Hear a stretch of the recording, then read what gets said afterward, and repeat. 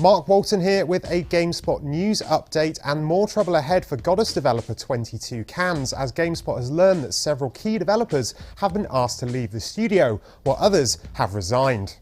The UK-based developer recently came under fire off the back of accusations that it's failed to deliver on Godus's promised Kickstarter rewards.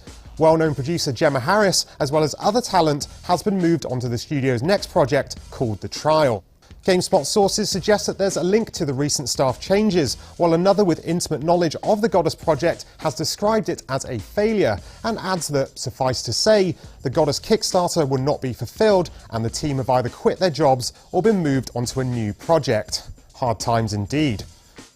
GameSpot spoke to 22 Cans co-founder Peter Molyneux, who insisted that the departures do not spell doom for Godus, and that some of the original Kickstarter pledges will still be met.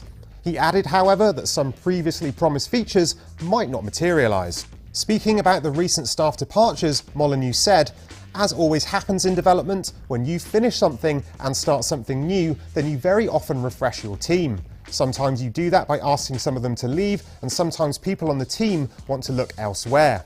Molyneux added that while he claims new staff will be introduced to support the struggling project, there are regrets over how the whole thing has been managed. "I take the point that some of the pledges should have been met and that we should have taken the time to work on them.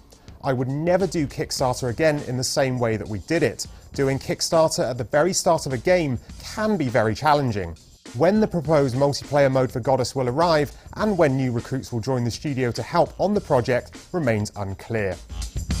Have you been burned by failed Kickstarter projects in the past? Are you still excited for Godus? Let us know in the comments below, and for all the latest gaming news, keep it GameSpot.